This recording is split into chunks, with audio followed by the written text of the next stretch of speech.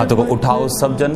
Bible कहती है आराधना एक हथियार है। मिजरी के बीच, शैतान के अटैक्स के बीच जब आप आराधना करते हैं और परमेश्वर को गाकर बोलते कि वो कैसा है, बाइबल कहती है वो वैसा ही सलूक आपके साथ करता है। याद रखो, आराधना एक हथियार है शैतान के खिलाफ और उसके हथियारों के, उसकी जंग के खिलाफ। अपने हाथों को उठा के मेरे साथ बोलो, रहमत नाल है परया होया पाक यहोवा साडा, रहमत नाल है परया होया पाक यहोवा साडा। अपने होंठे को खोल के बोलो, खुदावंद तू रहमत से भरा हुआ, दया से भरा हुआ। बाइबल कहती गुस्सा करने में धीमा और कृपा का तू धनी परमेश्वर है। अपनी कृपा को कर खुदावंद, अपनी मर्सी को कर खुदावंद, देश के ऊपर खुदावंद, पंजाब के ऊपर खुदावंद, खुदा पूरे देश के ऊपर, दिल्ली के ऊपर खुदावंद, खुदा सब राज्यों के ऊपर मेरे पिता, उन लोगों के गुनाहों को क्षमा करके खुदावंद, अपनी दया, अपनी रहमत को खुदावंद, अपने तरस को तू बहा इन लोगों के ऊपर मेरे सामर्थी परमेश्वर। अपने हाथों को हिलाओ, थैंक यू जीसस बोलते हुए, रहमत नाल है परया होया पाक यहोवा साडा, गुस्सा ते करन दे विच धीमा, प्यार है उसदा डाटा, रहमत नाल है परया होया पाक यहोवा साडा। बाइबल कहती जैसा हम परमेश्वर को समझते वो हमारे लिए वैसा ही, अगर हम उसे कठोर समझें तो वो हमारे लिए कठोर है। बाइबल कहती है अगर हम उसे प्रेम से भरा हुआ और दया का धनी समझें तो वो दया का धनी परमेश्वर है। हम जैसी डिमांड उससे करेंगे और जैसा अभिषेक के सामने अपनी डिमांड को रखेंगे, उसका अभिषेक वैसे ही कार्य करता है। बाइबल कहती है उसने 5 वाले को 5 और दिए, 2 वाले को और 2 दिए और 1 वाले का 1 भी ले लिया, क्योंकि बाइबल कहती है वो 1 वाला उस मालिक को कठोर समझता था, लेकिन 5 वाले ने अपनी जिम्मेवारी से काम किया। मेरी प्रार्थना यीशु मसीह के नाम से जितने यूथ, जितने यंग लोग, जितनी कलीसिया के लोग इस मीटिंग को देख रहे हैं, आपके घरों में अजीब और अचंभिरीति के साथ परमेश्वर का आत्मा कार्य करे। अजीब और अचंभिरीति के साथ वो शैतान के कामों को नाश करे। अजीब और अचंभिरीति के साथ अपने वायदों को, अपने वचन को आपकी जिंदगी में पूरा करे। आज मैं आपको आशीषित होता हुआ और शैतान के बंधनों को टूटता हुआ आपकी जिंदगी से देख रहा हूं।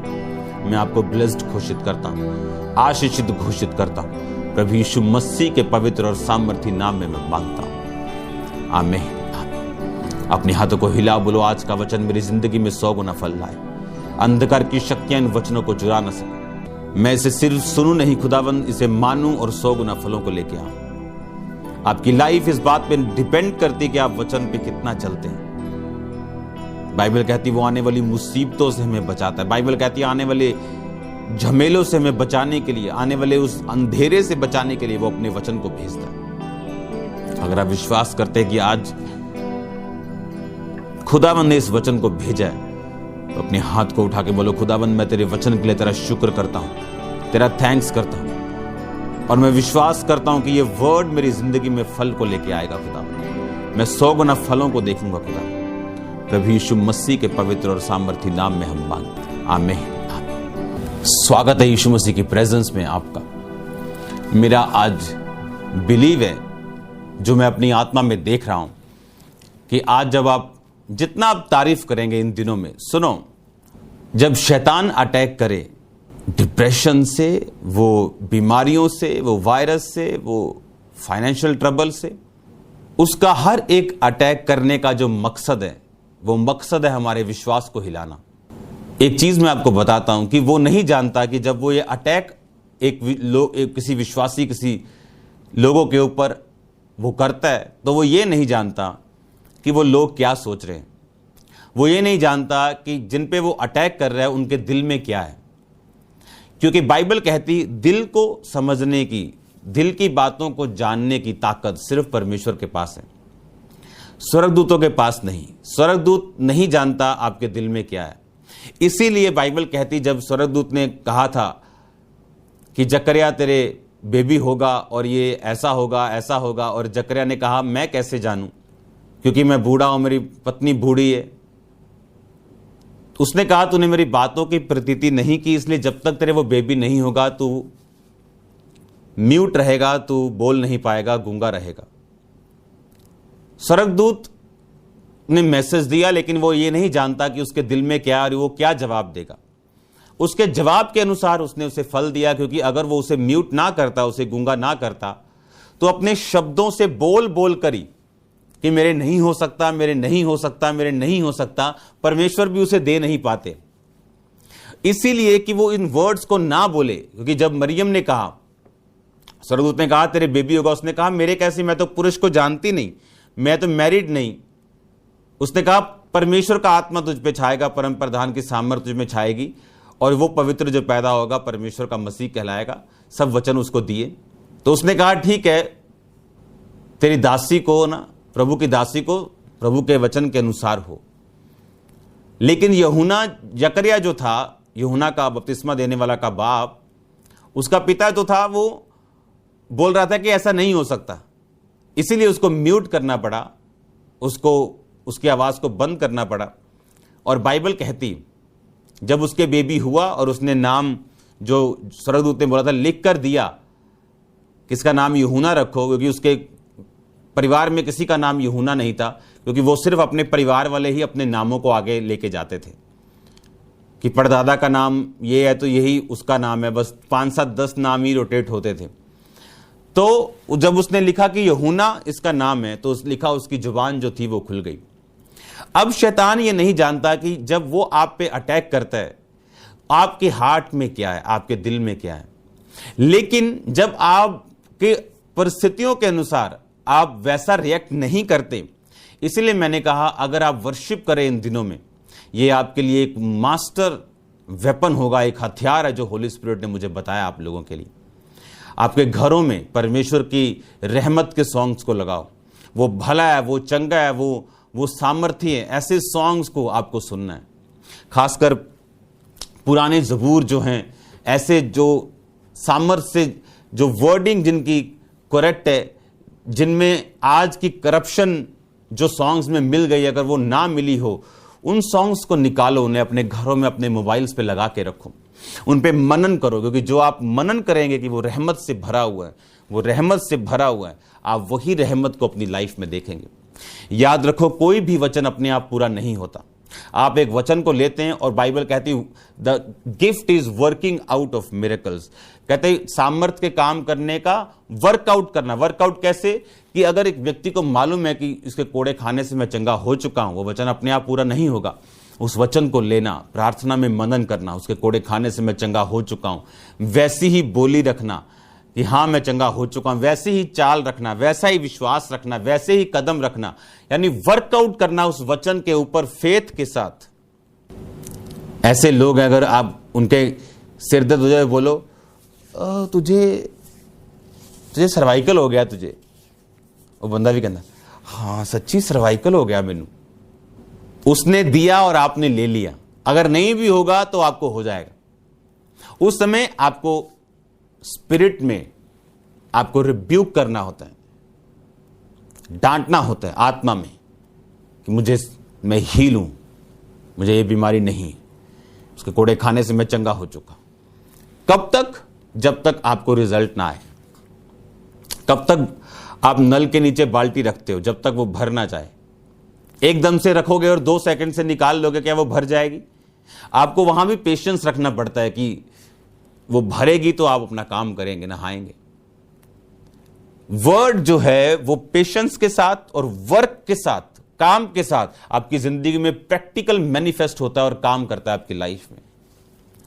अगर परमेश्वर ने कहा वो तुम्हारी घटियों को पूरा करेगा, तुम्हें समुद्र का धन देगा, तो वो अपने आप काम नहीं करता। अगर हम टाइथ नहीं देंगे, अगर हम स्पेशल सीड्स को नहीं बोते, अगर हम परमेश्वर के राज्य के लिए अलर्ट नहीं, अगर हमें मालूम नहीं कि परमेश्वर को उसके राज्य की क्या नीड्स हैं इस टाइम और हमें किस तरह से उसे पूरा करने में मदद करनी, तो ये वचन भी पूरा नहीं होता। मैंने बहुत से पास्टर्स को देखा है जो स्पिरिचुअल हैं लेकिन फाइनेंशियल हमेशा ट्रबल में रहते हैं, क्योंकि जो वो प्रचार करते हैं वो करते नहीं। बोने के विषय में प्रार्थना करते हैं, फास्टिंग भी करेंगे, पवित्रता में भी रहेंगे, लेकिन बोने में इतनी कमी है, और वही कमी उनकी अपनी मिनिस्ट्री में भी फिर नजर आती। जब आप कोई भी वचन अपने आप पूरा नहीं होता, अगर आप आराधना करें घर पे, अपने हाथों को उठाओ, मेरे साथ गाओ।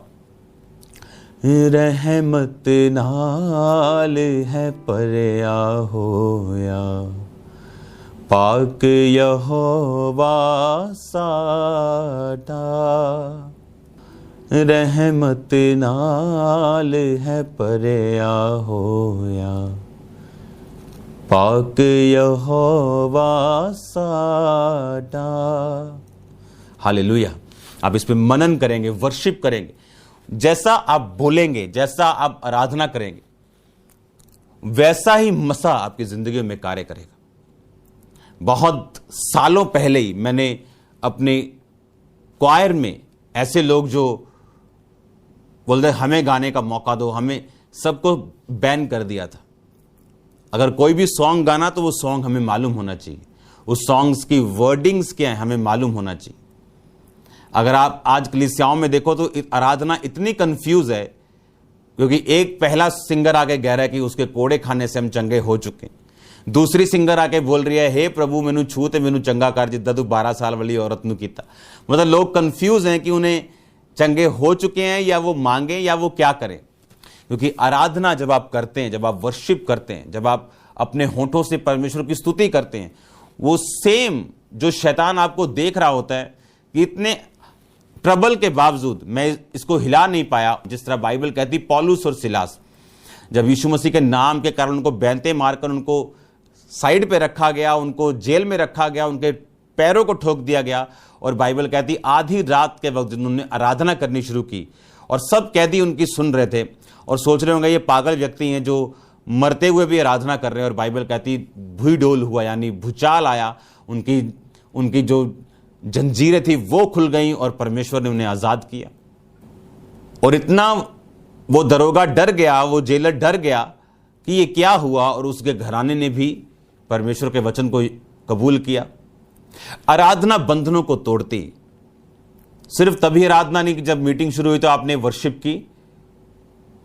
यह टाइम है गाने शाने बंद करके अपने घरों में वर्शिप को लगाओ और वर्शिप को गुनगुनाओ, और ये आपके लिए एक हथियार है। याद रखो परमेश्वर ने हमें अलग अलग हथियार दिए।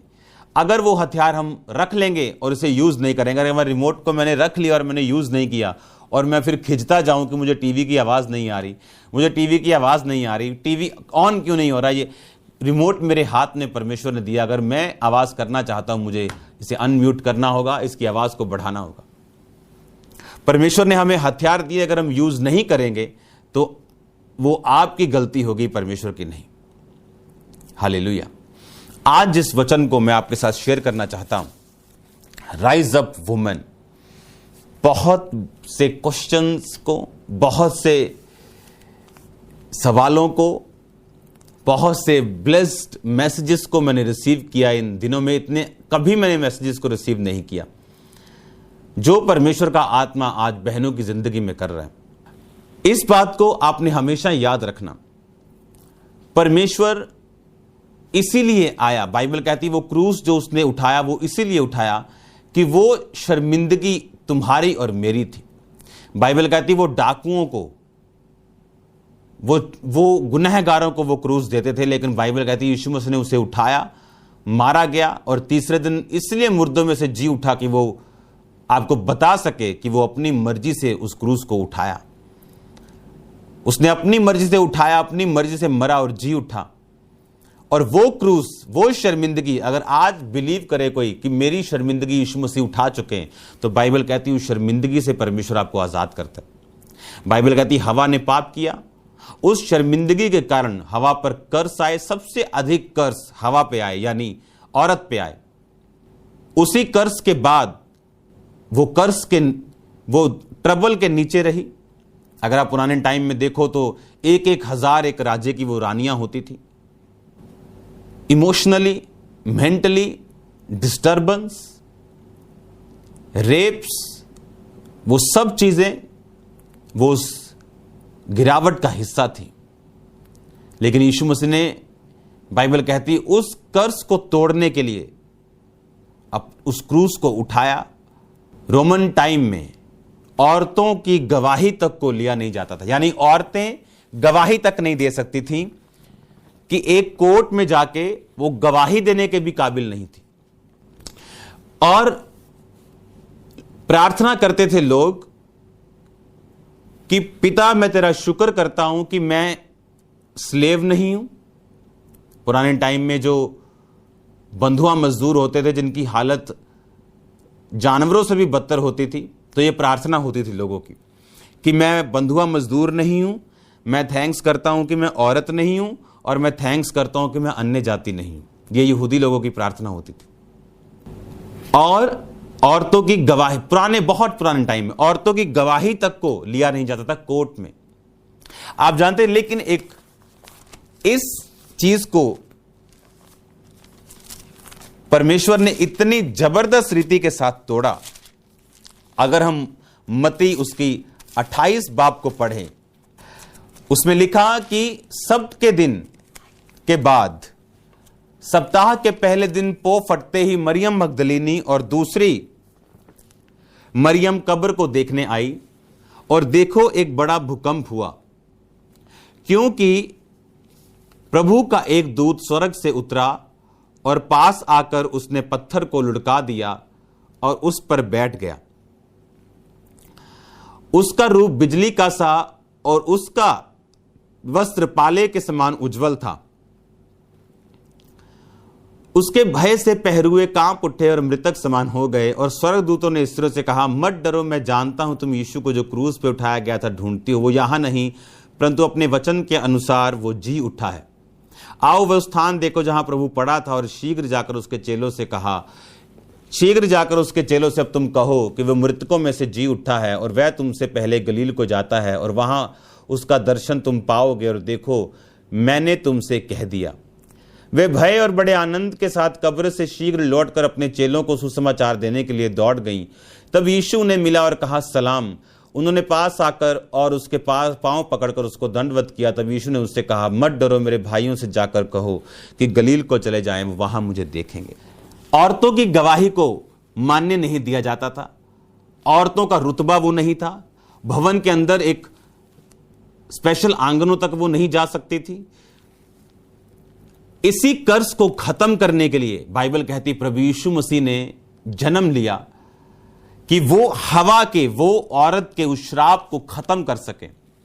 और देखो, जब वो मरियम, दोनों मरियम जब वो गई, स्वर्गदूत ने, अब पर स्वर्गदूत ये जानता था कि यीशु मसीह ने जी उठने के बाद उस औरत के श्राप को तोड़ दिया। और उस औरत को बाइबल कहती, पौलुस कहता, अब मसीह में ना नर ना नारी, ना दास ना दासियां, सब तुम एक समान हो।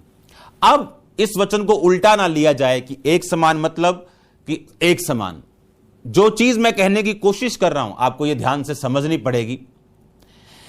अब स्वर्गदूत ने कहा, अब तुम जाओ और जाके बताओ कि यीशु मसीह जी उठा है और वो तुमसे पहले गलील को जाएगा। जिस औरत की गवाही को लोग लेते नहीं थे, अब स्वर्ग ने उस औरत को कर्ज से फ्री कर दिया और उस औरत को कहा, जाओ और गवाही दे के आओ। सबसे पहला सुसमाचार सुनाने वाली जी उठने का एक औरत थी। तो किस तरह से औरत को आप कलीसिया के काम से आप दूर कर सकते हैं? आप नहीं कर सकते। अगर स्वर्गदूत को गलती लगी होती तो फिर यीशु मसीह जब उन्हें मिला तो यीशु मसीह ने कहा, तुम्हारी सलामती हो, और उन्होंने पांव पकड़कर दंडवत किया। यीशु ने कहा, मत डरो, मेरे भाइयों के पास जाओ। अब यीशु मसीह ने कहा, तुम जाओ। यीशु मसीह ने भी कहा, मैं तुम्हें भेजता हूं। मेरे भाइयों से जाकर कहो कि गलील को चले जाएं, वो वहां मुझे देखेंगे। अब लोग पूछते हैं कि क्योंकि ये शैतान का काम है, ये शैतान का काम है कि वो औरतों को पीछे रखना चाहता है। परमेश्वर का काम नहीं है कि वो अपनी 50% आर्मी को, यानी औरतें जो आधी हैं 50%, कहीं कम है कहीं ज्यादा हैं, आधी लगा लो, उन्हें निष्क्रिय कर दे, उन्हें डिस्क्वालीफाई कर दे। यह शैतान का काम है कि उसकी आधी सेना कोई एक झूठ के साथ खत्म कर देना। बाइबल कहती जीसस क्राइस्ट सेंट देम, उनको परमेश्वर ने भेजा। रोमियो 16 उसकी एक आयत में लिखा, मैं तुमसे फीबे के लिए जो हमारी बहन और किंख्रिया की कलीसिया की सेविका है विनती करता हूं। अब लोग पूछते कि क्या एक औरत पास्टर बन सकती? बिग यस, बन सकती। इसमें लिखा, मैं तुमसे फीबे के लिए जो हमारी बहन और किंख्रिया की कलीसिया की सेविका है विनती करता हूं। फीबे एक औरत है और उस कलीसिया की वो सेविका है। अब दूसरी आयत में लिखा, तुम जैसा कि पवित्र लोगों को चाहिए उसे प्रभु में ग्रहण करो, और जिस किसी बात में उसको तुम्हारी आवश्यकता हो उसकी सहायता करो, क्योंकि वह भी बहुतों की वरन मेरी भी उपकार करने वाली ठहरी है। तीसरी आयत, प्रिस्का और अक्विला को जो मसीह यीशु में मेरे सहकर्मी हैं नमस्कार। उन्होंने मेरे प्राण के लिए अपना ही जीवन जोखिम में डाल दिया, और केवल मैं ही नहीं वरन अन्य जातियों की सारी कलीसियाएं भी उसका धन्यवाद करती हैं। 6 आयत को पढ़ूंगा, मरियम को जिसने तुम्हारे लिए बहुत परिश्रम किया नमस्कार। 7 आयत, अंद्रुनिकुस और यूनियास जो मेरे कुटुंबी हैं और मेरे साथ कैद हुए और प्रेरितों में नामी हैं, जो मुझसे पहले मसीह हुए नमस्कार। अब जो यूनियास है ये एक औरत है। अब आपको यह समझना पड़ेगा कि लोग बोलते हैं कि एक लेडीज इवेंजलिस्ट हो सकती है लेकिन पास्टर नहीं। लेकिन अगर आप पौलुस की पत्रियों को पढ़ें तो पौलुस की बहुत सी कलीसियाओं को चलाने वाली जो शख्स थे वो औरतें थी। बहुत सी, एक कलीसिया नहीं, बहुत सी। और यूनियास को अगर आप गहरी स्टडी करें तो इसको लेडी अपोस्टल भी कहा जाता था। अब आप बोलेंगे क्या एक औरत अपोस्टल हो सकती? हो सकती। अपोस्टल का मतलब यूनानी भाषा में हम अपनी स्क्रीन के ऊपर पढ़ेंगे। इसका मतलब है अपोस्टलोस। अपोस्टल है क्या? प्रेरित है क्या? अपोस्टल का मतलब है a delegate, specially an ambassador of the gospel. मैं आपको ये ओरिजिनल बाइबल बता रहा हूं जिस भाषा में बाइबल लिखी गई थी। An ambassador of the gospel, officially a commissioner of Christ with miraculous power। इसमें कहीं भी लिंग का जिक्र नहीं कि ये पुरुष है कि ये औरत है। A delegate, specially an ambassador of the gospel. Apostle, messenger, he that is sent या शी दैट इज सेंट, यानी वो जिसको भेजा गया। अब किसको भेजा गया? मरियम को भेजा गया कि नहीं भेजा गया? अगर तो नहीं भेजा गया तो मुझे बताओ। और सबसे पहले किसे भेजा गया? मरियम को। अच्छा, स्वर्गदूत ने कहा जाओ और भाइयों से बोलो कि वो गलील को जाएगा। और यीशु मसीह भी रास्ते में मिलते और पांव पकड़ते यीशु मसीह ने कहा जाओ, मैं तुम्हें भेजता हूं। I sent you to disciples, मैं तुम्हें चेलों के पास भेजता हूं, उनसे जाके बोलो कि वो गलील को चले जाएं। एक अपोस्टल का मतलब है सेंट, एक भेजा हुआ, एक डेलीगेट, एक एम्बेसडर गॉस्पल का। जो सेम वर्ड दूसरा यूहन्ना में कुरियोस के नाम पे इस्तेमाल हुआ था, जो यूहन्ना ने किया था, उसकी आयत को पहले पढ़ेंगे। मुझ प्राचीन की ओर से चुनी हुई महिला और उसके बच्चों के नाम जिससे मैं सच्चा प्रेम करता हूं, वरन मैं भी नहीं वरन वे भी प्रेम करते जो सत्य को जानते हैं। चुनी हुई महिला मतलब ये वर्ड निकला कुरियोस से। कुरियोस को पढ़ेंगे। कुरियोस का मतलब supreme in authority, controller, A respectful title. यानी कुरियोस का मतलब एक सुप्रीम इन अथॉरिटी, एक सुप्रीमेसी, कंट्रोलर, यानी एक एम्बेसडर जिसके पास पावर है, जिसके पास ताकत है। लेकिन जो अपोस्टलिक मिनिस्ट्री है वो इसीलिए बोला जाता है कि वो जो भेजा गया मिरेकुलस पावर्स के साथ। मैं ये आपको सलाह नहीं देता सिस्टर्स को कि आप अपने नाम के आगे अपोस्टल लगाएं। आप अपोस्टल हो सकती हैं, हां। पास्टर हो सकती हैं, हां। बिशप हो सकती हैं, हां। अगर आप देखें बहुत सी सिस्टर्स जो हैं वो बिशप हैं अपनी मिनिस्ट्रीज में। लेकिन अगर आपके उस नाम से 50% लोग पहले ही ठोकर खा जाएं, जो बोलते हैं कि नहीं हमें ये डॉक्ट्रिन बिलीव नहीं करते, तो इससे अच्छा यह है कि आप उस नाम के आगे सिस्टर लगा लें, पास्टर लगा लें। आप बन सकती हैं, हां। आपकी कॉलिंग हो सकती है, हां। एज ए प्रोफेटेस हमने देखा, फिलिप्पुस की 4 कुंवारी बेटियां थी, प्रोफेटिक वर्ड देती थी, प्रोफेसी करती थी, प्रॉफिट्स थी। पुराने टाइम में हमने दबोरा को देखा, वो क्या थी? वो न्यायी थी। पुराने टाइम के न्यायी, नए नियम के अपोस्टल, अगर आप अथॉरिटी देखें तो इनकी सेम थी। वो न्याय करते थे। जिस तरह पौलुस जो था वो कलीसियाओं में कमियों को देखकर रूल्स को बनाता था, पवित्र आत्मा के जरिए नई पत्नियों को देता था, चीजों को समझाता था, चीजों को खोल के रखता था उनके सामने। उसी तरह न्याय करते थे। और बाइबल कहती दबोरा एक न्यायी थी। क्यों? परमेश्वर ने इजरायली लोगों को, जिनमें बंदे भी थे, जिनमें खुदाबंद के लोग भी थे, याद सब कुछ थे, लेकिन परमेश्वर ने कौन चुना? परमेश्वर ने दबोरा को चुना। और दबोरा बाइबल कहती एक औरत थी। औरत के जरिए परमेश्वर ने पूरे इजराइल को छुड़ाया। और परमेश्वर ये मैसेज देता आया कि औरत वही काम कर सकती है जो एक आदमी कर सकता है। अब जब परमेश्वर उस जगह, उस टाइम की सिचुएशन को जानता था कि औरतों का जो पोजीशन है वो बहुत ही बुरी है, आदमी भी कर्ज में था लेकिन औरत ज्यादा थी, उसकी हालत ज्यादा बुरी थी। उस कर्ज को परमेश्वर ने दूर किया और फिर जी उठने के बाद बोला अब तुम जाओ।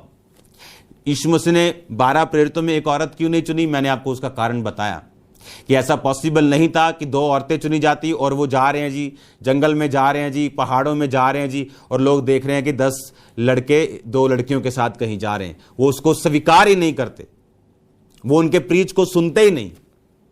इसलिए मैंने कहा आप सेंट बाय गॉड हैं, आपको परमेश्वर ने भेजा मिरेकुलस पावर के साथ। आप एक औरत हो सकती हैं, आप एक पुरुष हो सकते हैं। इंडिया में अगर आप इस वर्ड को यूज नहीं करना चाहते अपोस्टल, तो यह बेटर होगा आपके लिए, लेकिन आप सब वो कर सकती हैं जो परमेश्वर ने बाइबल में लिखा हुआ।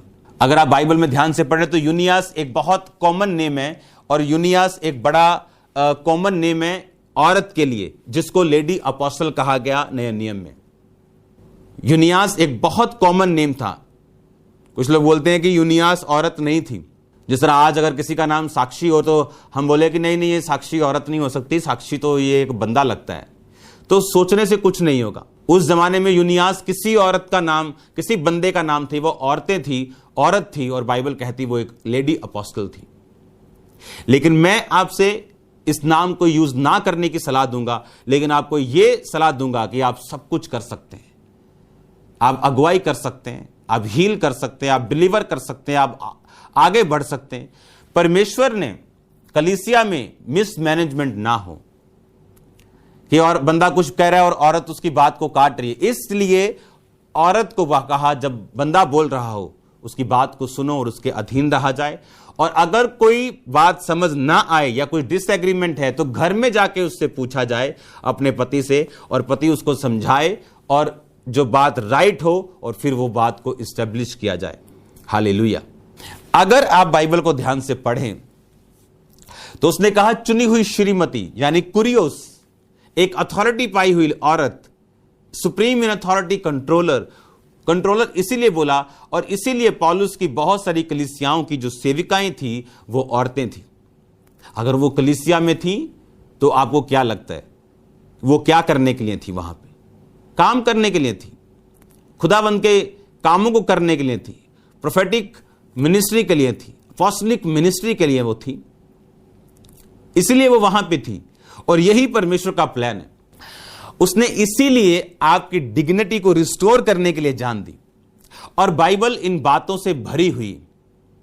मैं आपको फिर कह रहा हूं, एक अच्छे आदमी को एक गलत औरत दे दो, 5 साल में वो बुरा बन जाएगा। एक बुरे आदमी को अच्छी औरत दे दो, 5 साल में वो अच्छा हो जाएगा। शैतान औरतों को पकड़ रहा है क्योंकि ये इन्फ्लुएंस कर सकती हैं। इसलिए आपको रॉन्ग वीडियोस में 99% आपको ये लेडीज मिलेंगी, और परमेश्वर का यही प्लान है अब अंत के टाइम में इन्हीं औरतों को पवित्रताई में लेके जाना और यूज करना, उनकी डिग्निटी को ऐसा रखना जैसे किसी ने सोचा भी नहीं। ये बात अपने दिमाग से निकाल दो कि आप पास्टर नहीं बन सकती। अगर आप अपने पास्टर के अधीन हैं, आप अपने पास्टर के अधीन रह के पास्टर बन सकती हैं। अगर आपको परमेश्वर ने इंडिविजुअली किसी कलीसिया के लिए चुना, आप पास्टर हैं, आप अपना काम कीजिए। हो सकता है फ्यूचर में आपका हस्बैंड पास्टर हो, वो एक विश्वासी भी हो सकता है जो आपको सेवा करने के लिए अलाउ कर सकता है, और एक पास्टर भी हो सकता है, एक व्यक्ति भी हो सकता है, विश्वासी भी हो सकता है जो आपके शादी के बाद वो एक पास्टर बन जाए और आपके साथ मिनिस्ट्री करे। हाँ, तब भी आप अपने पति के अधीन हैं। अगर खुदावंद ने उसे चुना तो वो भी उस चर्च का पास्टर है। अगर वो पास्टर है तो आप उसके अधीन हैं, लेकिन अधीनगी का मतलब ये नहीं कि आप काम नहीं कर सकती। उसका मतलब ये नहीं कि आप प्रीच नहीं कर सकती, हील नहीं कर सकती, डिलीवर नहीं कर सकती, काम नहीं कर सकती। आप सब कुछ कर सकती हैं। यही परमेश्वर का प्लान है आप लोगों के लिए। आने वाले टाइम में वो औरतों को उठाने जा रहा है। मैं जानता हूं, लेडीज को, यंग लड़कियों को, उसका आत्मा देखना किस तरह से जुम्बश के साथ इनकी जिंदगी में उतरने वाला है, और किस तरह से ये इस्तेमाल होने वाली, किस तरह से मैं देख रहा हूं बड़ी बड़ी स्टेजेस के ऊपर फायर के साथ ये प्रीच करने वाली। प्रॉब्लम यहां पे, आज जब भी ये उठना शुरू होती हैं, कोई सिंगिंग में उठा व्यभिचार में गिर गया, कोई किसी चीज में उठा व्यभिचार में गिर गया। ये प्रॉब्लम है। प्रॉब्लम आज ये नहीं कि परमेश्वर नहीं चाहता, प्रॉब्लम ये है कि शरीर पर काबू नहीं, प्रॉब्लम ये है कि पवित्रताई में नहीं, प्रॉब्लम ये है कि हम्बलनेस में नहीं, हम नम्रताई में नहीं, जिसके कारण परमेश्वर यूज नहीं कर पाता उन लोगों को। मैंने कहा, लोगों की प्रार्थनाएं होती थी कि धन्यवाद, हम अन्य जाति नहीं है, हम स्लेव नहीं है, हम औरतें नहीं, और वही डिग्निटी आज परमेश्वर ने आपकी रिस्टोर की है।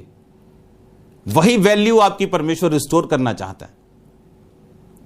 आज अगर आप वुमेन्स को देखें, रिलेशनशिप ट्रबल्स, हार्ट ब्रेक, एक के बाद 2, 3, 4, divorce, rapes, abuse, mental, physical, बच्चों को अकेली पाल रही हैं, और परमेश्वर आपको फ्री करना चाहता है। इसीलिए स्वर्गदूत ने कहा जाओ, नहीं तो उसने कहना था चेलों को बुला के लेके आओ, मुझे कुछ बात करनी।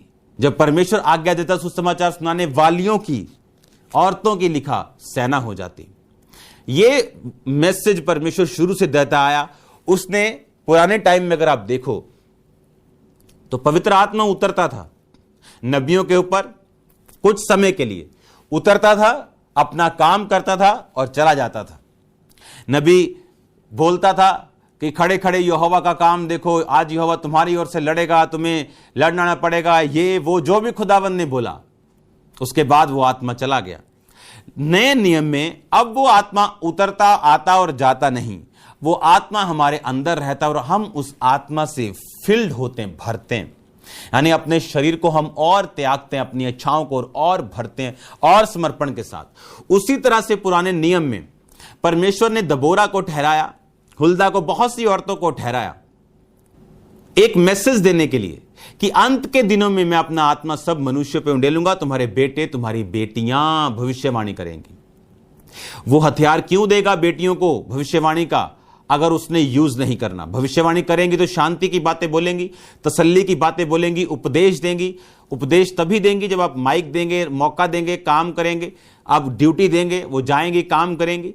और बाइबल कहती पुराने टाइम में जब औरत जो थी वो, उसको परमेश्वर जैसे दबोरा को ठहराया, वो एक साइन था कि फ्यूचर में हजारों, लाखों और करोड़ों दबोरा होंगी। जिस तरह किसी किसी पर आत्मा उतरता था, ये एक साइन था कि आने वाले दिनों में ये आत्मा तुम्हारे अंदर होगा। यीशु मसीह ने कहा ये तुम में था, अब वो तुम्हारे साथ रहता है, लेकिन वो तुम में होगा। यानी ये आत्मा तुम्हारे साथ, तुम्हारे ऊपर उतरता था, अब तुम्हारे साथ है, लेकिन मेरे जी उठने के बाद तुम्हारे अंदर होगा। और वो वर्ड पूरा हुआ पेंटिकोस्ट के दिन। बाइबल कहती स्त्रियों समेत वो 120 लोग प्रार्थना कर रहे थे और पवित्र आत्मा सिर्फ पुरुषों पे नहीं, सब स्त्रियों पे उतरा। और बाइबल कहती जहां कहीं वो गए, वो परमेश्वर के सुसमाचार को फैलाते हुए गए। जहां कहीं वो गए, वो औरतें भी, वो बंदे भी, जहां कहीं वो गए, वो सुसमाचार को फैलाते हुए गए। आज अगर इस बात को हम समझते हैं तो हम आज से स्टॉप नहीं करेंगे बहनों को, क्योंकि परमेश्वर की आधी आर्मी को आप खत्म नहीं कर सकते। एक झूठ से, एक रॉन्ग टीचिंग से, एक अधूरी टीचिंग से आप परमेश्वर की 50% आर्मी को खत्म नहीं कर सकते। अब इस कलीसिया में अगर मैं खुदावंद की सहायता से अगुवाई कर रहा हूं, मेरी वाइफ वो अपना काम कर रही, और ऐसा ही परमेश्वर ने कहा, वो सब काम कर सकती है, वो सब काम कर रही है। आपने हीलिंग के टेस्टिमनीज को सुना होगा, आपने काम देखा होगा, अजीब और बड़े काम देखे होंगे। उसी तरह से आप सब कामों को कर सकती हैं। अगर आप सेविका हैं, अगर आप पास्टर हैं राइट नाउ और आप मैरिड नहीं, आप ऐसे मैरिज में जाएंगे जो एक अच्छा विश्वासी हो और सेवा करना चाहता हो, और मैरिज के बाद आप दोनों सेवा कर सकते हैं। वो भी एक पास्टर के रूप में सेवा कर सकता है, आप भी। हमारे कर्म हमारी दर्शन से मैच नहीं कर रहे, और दर्शन को बनाने के लिए, इस पे चलने के लिए आपको अंदर तक का आपको जोर लगाना पड़ेगा। अगर आप पास्टर हैं तो चाहे आपको 10 साल वेट करनी पड़े उस लड़के के साथ मैरिज करने के लिए जो आपकी मिनिस्ट्री के साथ बिल्कुल सूट हो, आपकी लाइफ के साथ आपको वेट करनी पड़ेगी। अगर आपके दिमाग में आया ले मैं तो हूं 30 दी हो गई हैं, लो जी हूं 35 दी हो गई हैं, मैं तो हूं 40 दी हो गई हैं, और फिर आप सेवा के लिए मत आओ। आप सेवा के लिए चुनी नहीं जा सकती।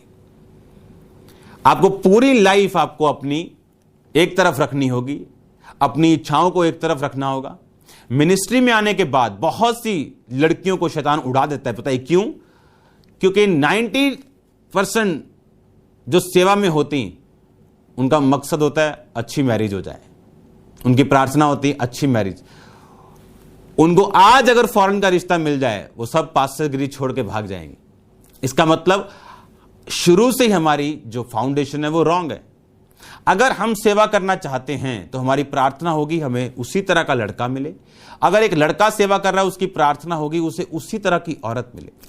एक मान लो एक पास्टर है, वो सेवा कर रहा है, उसकी चर्च बढ़ रही, पर उसकी मैरिज एक ऐसी लड़की के साथ हुई, मान लो वो डॉक्टर है या बहुत बड़ी वकील है, आप जानते हैं वो मैच ही नहीं कर पाएंगे सारी उम्र, क्योंकि वो अपने उस पेशे में बिजी रहेगी, ये अपनी पास्टरल मिनिस्ट्री में बिजी होगा। अगर तो वो मिनिस्ट्री लिमिटेड है फिर तो चल सकता है, लेकिन अगर बिग विजन है वो चलता नहीं। क्यों? क्योंकि दोनों को डेडिकेशन के साथ एक काम करना पड़ेगा, नहीं तो ना तो वो दोनों टाइम स्पेंड कर पाएंगे, ना तो वो एक दूसरे को टाइम दे पाएंगे। जो भी आपकी लाइफ में आपने करना है उसका प्लान आपके हार्ट में, दिल में होना चाहिए कि अगर मैं सेवा में हूं, मुझे इसी सेवा में रहना है, तो मेरी प्रार्थना भी होगी एक ऐसा लड़का मुझे मिले जो इसी सेवा में मुझे कंटिन्यू करने दे और इसी सेवा में मैं आगे बढ़ूं।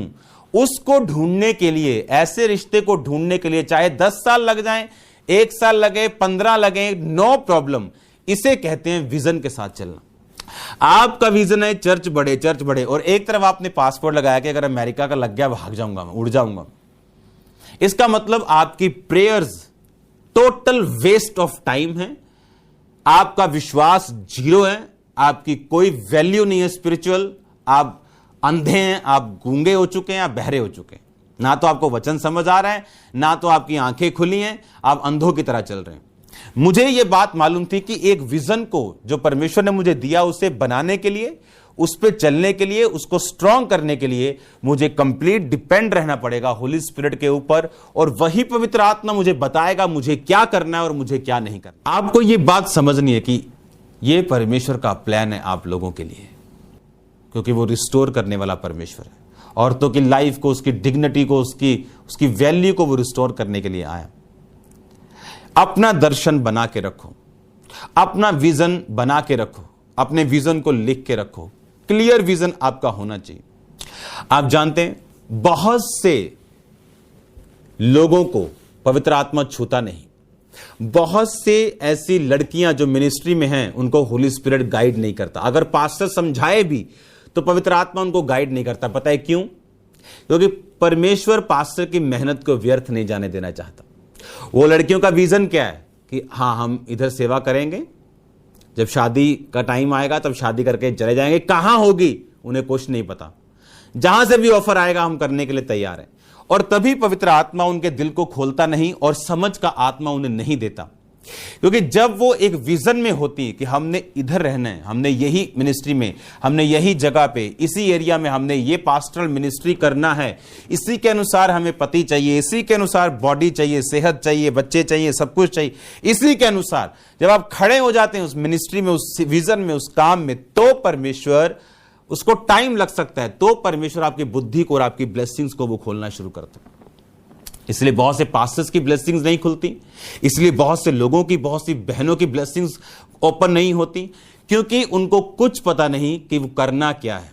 आपको विजन पूरा करने के लिए जो परमेश्वर ने आपको दिया, आपको सताव का सामना करना पड़ेगा, आपको ढीठ होना पड़ेगा, आपको कड़क माथा रखना पड़ेगा, उस दर्शन में आपको अड़े और खड़े रहना पड़ेगा।